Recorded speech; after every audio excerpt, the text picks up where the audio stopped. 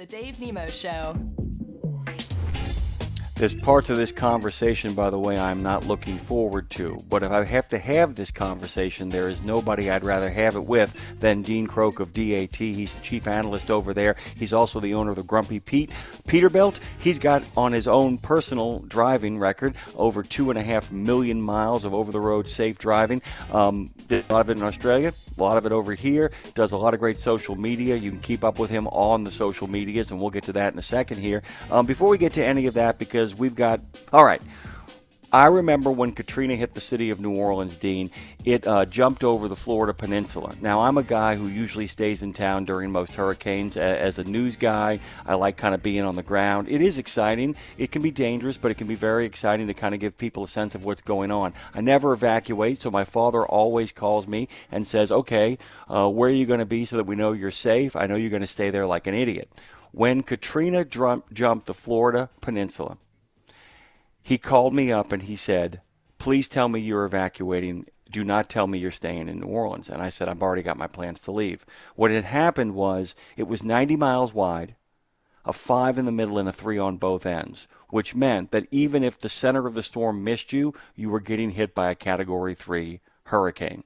Best case scenario. And of course, it was the worst case scenario. Perfect storms, when they come, are nothing perfect about them. They are a disaster. Today's conversation is we're talking about a rough start to housing construction season, a shockwave headed for the West Coast, and uncertainty in the truckload demand situation. Are we looking at a potential perfect storm in regards to either recession or really rocky, turbulent seas ahead in the trucking industry? And good morning to you.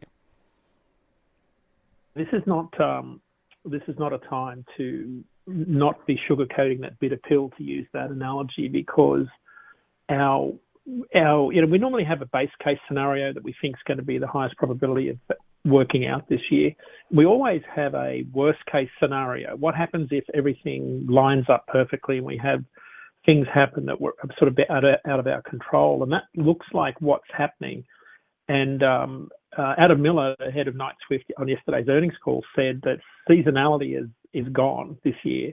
And what that means is that this time of the year, we get into April, normally things pick up. We look, in the truckload industry, we look for spring to be the turning point on the freight calendar, and a really good second quarter kind of sets you up for the rest of the year into things like, July 4 shipping, back to school season, Thanksgiving, all those sort of seasonal events. A lot of that is going to disappear this year because of what's happened, mostly because of the trade war that's happened, more so because of the massive paralysis that's overcome all of the shippers that put freight on the back of our trucks. There's been a big wait and see approach taken. People aren't shipping. A lot of orders have been cancelled, both domestic and overseas. So at a time when we normally look for freight volumes to start lifting, what we're seeing is an outlook where they're actually going to head in the opposite direction. So it is the worst case scenario in terms of timing, because this is not when we want uncertainty in the freight market, and largely because of what we've been through in the last few years. We were just dragging ourselves off the bottom of the freight recession in the first quarter, and until the trade war started and kind of put everybody into this state of paralysis that everyone talks about. Even Bob Costello from the ATA said that in his latest release of the ATA Truckload Tonnage Index last week, said that, volumes dipped in March, but they were recovering. The freight market was recovering, and the emphasis was on the word was, because it was recovering in the first quarter this year. Now it looks like it's not going to be that case. So this is one of those times when you've got to brace. I think the best way I'd approach this is always expect the best, but prepare for the worst, because we don't know how bad things are going to get, because nobody really knows what's going to happen. We've got no clue. What we do know for sure is that there's a lot less ships heading across the Pacific Ocean towards Los Angeles right now than we've ever seen before. That means that there'll be a massive drop-off in imports. A lot of ships just they'll cancel their sailings out of Asia. There'll be fewer containers arriving on the west mostly and east coast. Remember, China accounts for about 35% of our containerized imports each month, but as much as 50% in the port of Los Angeles and Long Beach. So if you're a dray carrier on the West Coast in particular, you're looking at a period starting in the next couple of weeks where container volumes are going to fall off a cliff, literally. And then even if the trade war ends quickly, it'll take another 6 to 8 weeks for things to pick up. And by then, we're heading into, the start of the middle of the year and the summer. It's just not a good quarter to have such a bleak outlook, because it means that the rest of the year you're playing catch up. And that's not a good way to be looking at the last 2 quarters of the year. There are a couple of things I want to kind of talk about here.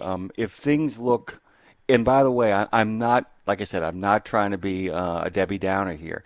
But for those people out there who are saying, well, things look pretty okay right now, some of that okay that we're looking at is people racing ahead of a lot of these tariffs. If there is any kind of excess stuff, or you feel like, oh, things are kind of going okay right now, part of that okay is an attempt to get in over the fence or across the finish line before the storm clouds arrive. It is people literally, laying down sandbags at this point. So those kind of things that you might be seeing are, in fact, the result of that. There are numbers, I know you probably have some of them too, that back that up. The other thing is, I want to make this really clear, and this is by way of criticism of the administration. And like I said, I can make a case for tariffs as well as anybody else can. But if you're going to use tariffs as a negotiating tactic, the best time to do it is the day after Christmas, because you're already headed into what is usually a down season. It gives you 2 to 3 months to actually negotiate that into reality and maybe fight for better terms or get a new deal on the table.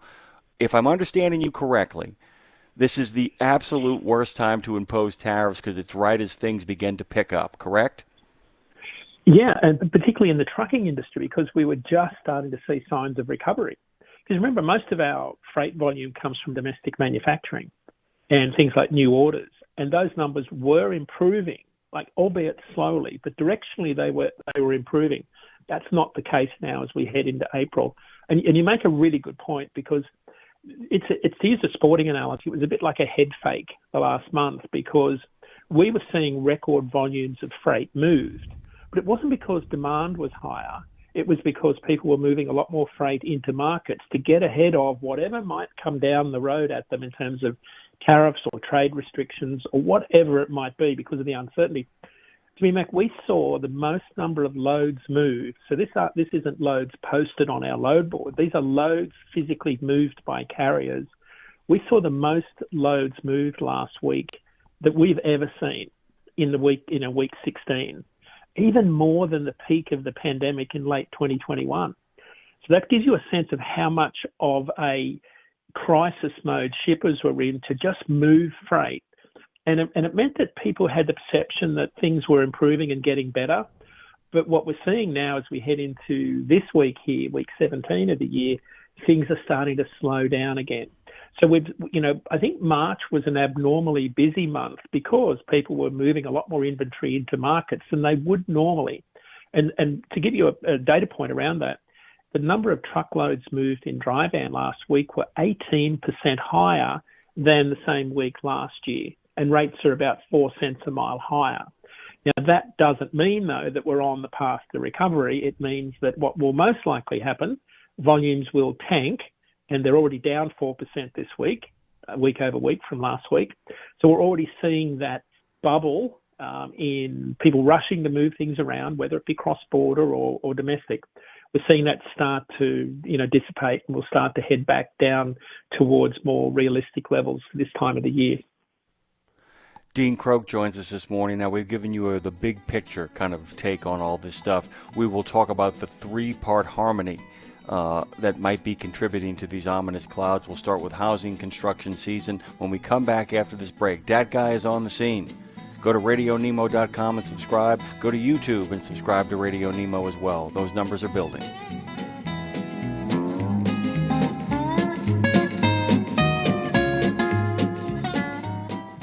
Thirsty for a deal? The Ultra One loyalty program has you covered. Due to popular demand, the new Ultra One beverage credit promo is extended through the end of April, giving you more time to enjoy refreshing rewards. Continue to fill up with 60 gallons of diesel fuel at participating TA, Petro, and TA Express locations and earn a free beverage credit redeemable for any size fountain drink or a fresh brewed cup of coffee. But don't wait. Credits are only valid through the following calendar day. So join Ultra One now to fuel up and sip on well-earned rewards. Learn more at ta-petro.com/Ultra One. Next time you talk to your tax preparer, ask about the 5 P's: preparation, projection, protection, planning, and practical application. And while they're staring into space, pick up your phone, hit pound 250, and say John Turner. Because with John Turner, you have a tax planning advocate who'll dig deep to uncover every savings you deserve. Software and storefront tax services will get you to first base, but John Turner gets you home. Pound 250, say John Turner. The only name you need. Hauling steel from Bethlehem, rocks from Alabama, whiskey from the hills of Tennessee. Trying to keep it between the white lines, trying to make the deadline. No grass grows underneath my feet. Grass is growing at 717. This morning, the multi-service fuel card has been helping fleets manage fuel spending since '78. I want you to go to neverrollalone.com because over there you'll find over-the-road trucking companies trust the multi-service fuel card to provide quality customer service, generous lines of credit, and a nationwide network of fuel-saving truck stop locations. At 7:17 a.m., go to neverrollalone.com. Welcome back to the Dave Nemo Show. Our good friend Dean Croke is on the scene, and we're talking about the elements of a trifecta that may lead to a perfect storm in the trucking and transportation industry and set off shockwaves all across the economy. Let's start, Dean. Welcome back, by the way. Let us begin with the housing situation, shall we? Yeah, housing contributes a substantial amount of volume to flatbed carriers. So think about the trade war with Canada and the additional costs that's involved to move things like lumber and steel. So that starts to affect the flatbed carriers. And then you dive a little bit deeper into that beyond tariffs and look at single-family housing starts and just residential construction in general, because it's a huge driver of flatbed demand for both the spot market and the contract market for large carriers and small. So the data that came out last week was really, really alarming because the number of permits that builders were lodging with the Census Bureau were down about 2 to 3% last month. Normally at a time when they start to increase because we're in what we call building season. As things warm up, people build more just things in general, notwithstanding the impact on single-family homes. So it's off to a really rocky start because the volume of single-family homes started. So for context, the start is when they break ground on a new construction. The number of starts fell by 11.4% in March compared to February. It's the steepest decline in a year in terms of month over month. But single-family homes, which are the most freight-intensive for flatbed carriers, they dropped about 14%, and they're down about 10% compared to this time last year. That's an alarming statistic, and that's sort of what's got me worried is that we'll see this. We've been seeing a lot of demand in flatbed, and I think it's a little bit misleading to say that flatbed demand is taking off and it's going to be really strong the rest of the year. I don't think that's the case because we're not seeing the level of demand that supports a really strong flatbed market. It's starting to cool off already. It'll cool off even faster because the number of single-family homes is dropping significantly. And I'll give you a data point. I went back and looked at the number of single-family homes we started in March of last year, and I converted it to the equivalent number of truckloads for things like lumber, flooring, shingles, dry van, carpet, electrical installations, all those sorts of things. Compared to a year ago, the March numbers tell me that we would have moved about 76,000 fewer truckloads in March compared to March last year. So, and that's fairly conservative numbers. I think it's actually closer to 100,000 fewer loads. So what that means is that at a time of the year, and we started off the show talking about that perfect storm, at the time of the year when you normally start getting higher volumes as the temperatures warm up, we're seeing quite the opposite. So that's why you start to think about, okay, this is not setting us up for a really good Q2 because single-family homes are falling. Mortgage buyers, people are hesitant to go and invest and buy a new home. They're worried about the direction of interest rates. Newly built homes. There's so many things going on here, and I think the underlying thing when you analyse all the data is uncertainty, because it doesn't matter whether you're a new home buyer, an existing home buyer, or a builder. None of us really know what's about to happen. We don't know if things are just going to suddenly revert back to normal or if things are going to get much worse. And I think that's when everybody retreats to their corner and waits it out. And that's where we are with the market right now. I wanted to ask, and maybe you have and I'm putting you on the spot because you might not have the numbers in front of you. I was really curious of how much of our raw materials for building housing come from both Canada and Mexico. Are you following me? Because I'm thinking out loud here, you have to bear with me for a second, but in order to be able to get housing starts going, you need cheap, lumber, cheap stuff to build this stuff with. How much do we depend upon our trading partners to make sure that housing remains strong? There's other stuff that goes into that, but how much are costs kept down by being able to import stuff from abroad or from our next door neighbors? Yeah, we had Fast Market's Dustin Jalbert on our show a little while ago, and he's a lumber expert, and he was able to tell us that about 25 to 30% of US lumber comes from Canada, mostly British Columbia. You just see a fair bit from the Quebec market, but most of it is softwood lumber. 25 to 30% is a pretty good range over time. So, we are, Canada, the US is a major export market for dimension framing lumber. I can't remember the exact data point, but it stores better. I think there's something to do with the grain. I'll have to go back and look at my data, but there's something about Canadian lumber that makes it better for long-term storage than some of the soft pine that's grown in the southern latitudes. So it's significant, and we're going to start to see the impact of that. What it means is that we'll have to get more lumber potentially from within the US. So it means that there's less cross-border volume for sure. And that's the thing that carriers have got to watch this year, is that as we start to, de-risk ourselves from other countries, of being, Canada and Mexico due to tariffs, as shippers find other markets, we'll have to think about other lanes that we run our trucks on. And that's why you need to be right across what's happening in the market and not be afraid to take chances. In terms of new markets, you might want to run your truck to and from, because there's a lot of change coming at us. But I can't say where that change will be. I just know that it's coming, because what we're seeing is a lot of manufacturers that make stuff are looking for new suppliers, and new suppliers will mean new origin destination pairs that trucks will have to run on and establish rates on in addition. And I'm guessing it's hard for you to figure it out because they haven't figured it out yet, correct? Correct. Yeah. So in flatbed, about 30% of our flatbed, in fact, this month it bumped to 40%. I've never seen the volume of flatbed freight moving on the spot market that high.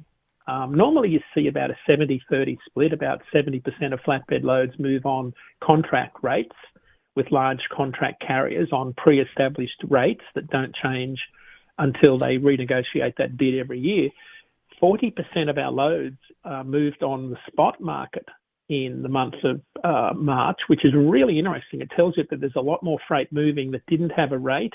It was a different destination. It was a rate that maybe had more time under a crane. It needed a spot market move. There was more deadhead miles. And what we're seeing is a softer contract market for building materials that are, more repetitious, lumber and roofing shingles and things that move in high volume, whereas one-off machinery moves and moves of data centers and cooling towers, and they are moving at a much higher rate, but not on the contract market, in the independent contractor owner-operator spot market.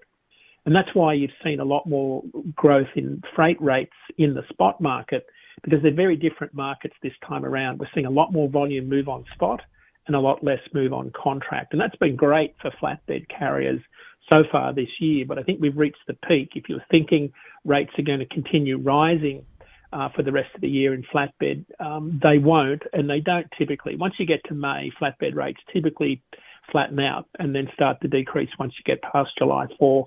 That looks like what's happening now, albeit at about 15 cents a mile higher than where they were last year. So it's been a great year for flatbed carriers, but it's about to flatten out and start to fall away. And that, by the way, is one of the few kind of not positives we can offer, but one of the few things that are actionable. The idea is keep busting your butt. If you're working in flatbed, keep busting your butt as much as you possibly can right now and go back to your favorite adage of saving up for that rainy day, getting ready for those couple of months when things are going to be down.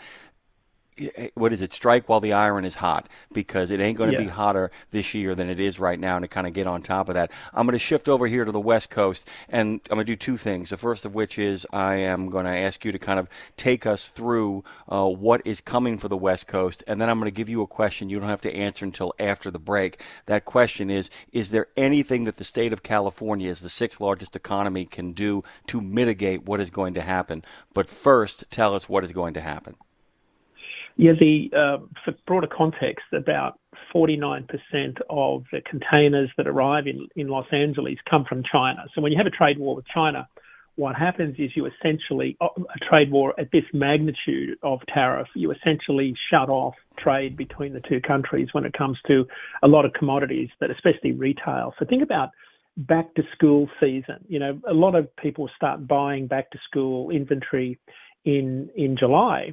But the orders that we get from overseas are placed in the next 6 weeks.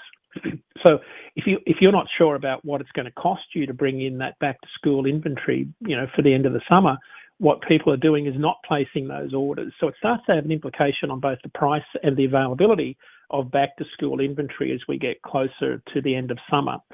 So we're seeing a big fall off in the number of vessels that are heading towards the West Coast. So there's a couple of data points out that show that we expect the number of containers to drop something like 27 to 30% by the time we get to July. You know, Los Angeles handles a third of all of our containerized imports. 70% of those head east of the Mississippi via truck or train.